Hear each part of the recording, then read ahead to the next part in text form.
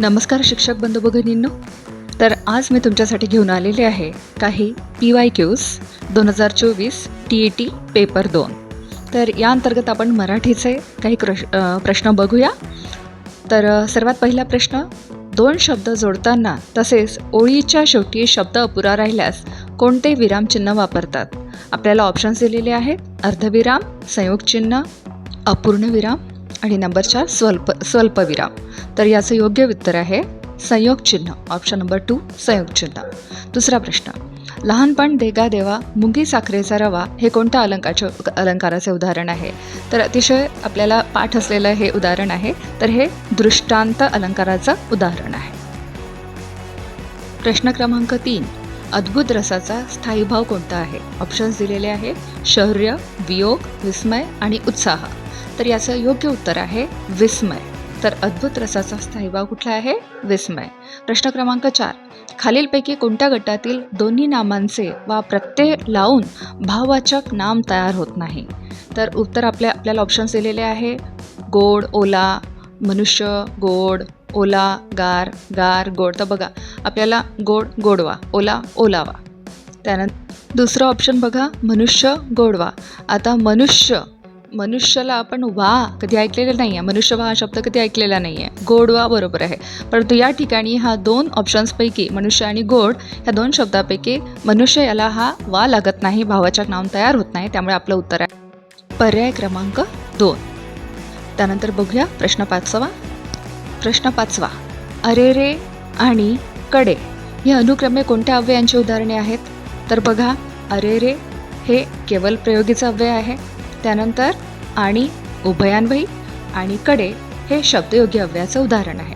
त्यामुळे या ठिकाणी आपलं उत्तर आहे ऑप्शन क्रमांक 2.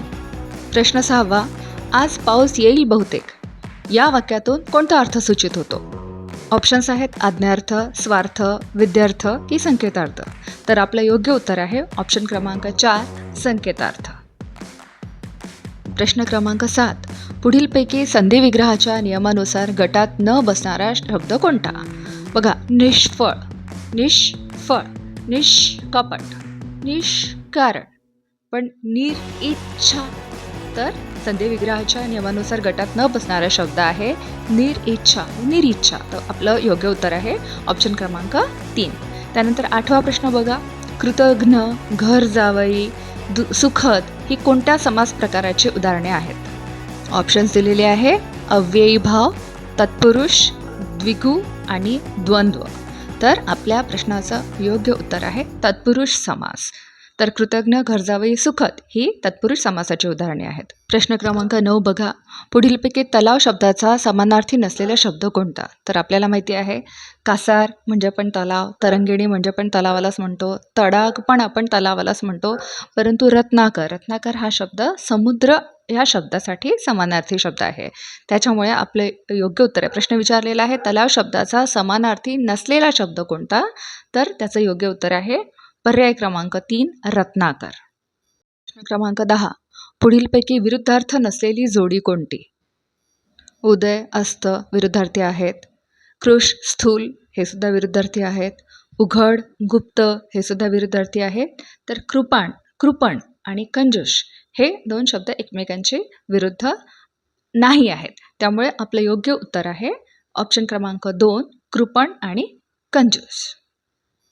पुढचा प्रश्न, राजा मंगळ वेढेकर यांचे पूर्ण नाव काय? तर योग्य उत्तर आहे ऑप्शन क्रमांक 2 वसंत नारायण मंगळ वेढेकर. तर आपल्याला कदाचित प्रश्न पडला असेल का डायरेक्ट 18वा प्रश्न कसा आला? तर त्याच्या आधी जे प्रश्न होते ते सगळे एक पॅसेज दिलेला होता आणि एक कविता दिलेली होती, त्यावर आधारित 5-5 प्रश्न होते. त्यामुळे डायरेक्ट आपल्याला 18वा प्रश्न आलेला आहे.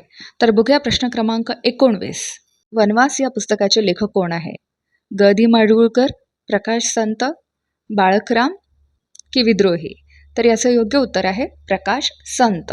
तर या ठिकाणी आपण एक छोटीशी ट्रिक पण वापरू शकतो की वनवास लक्षात कसं ठेवायचं, जो माणूस संत झालेला असतो, महात्मा झालेला असतो, तो जातो वनवासामध्ये. त्यामुळे लक्षात ठेवायला अतिशय सोपं आहे. वनवास या पुस्तकाचे लेखक आहेत प्रकाश संत. पुढचा प्रश्न, आरती सुरू झाली, घंटानाद सुरू झाला यांचे मिश्र वाक्य कसे होईल? ऑप्शन्स दिलेले आहे. आरती सुरू झाल्यावर घंटानाद सुरू झाला. आरती सुरू झाली आणि घंटानाद सुरू झाला. जेव्हा आरती सुरू झाली तेव्हा घंटानाद सुरू झाला. घंटानादाबरोबर आरती सुरू झाली. तर याचं मिश्र वाक्य योग्य उत्तर आहे आपलं ऑप्शन क्रमांक 3.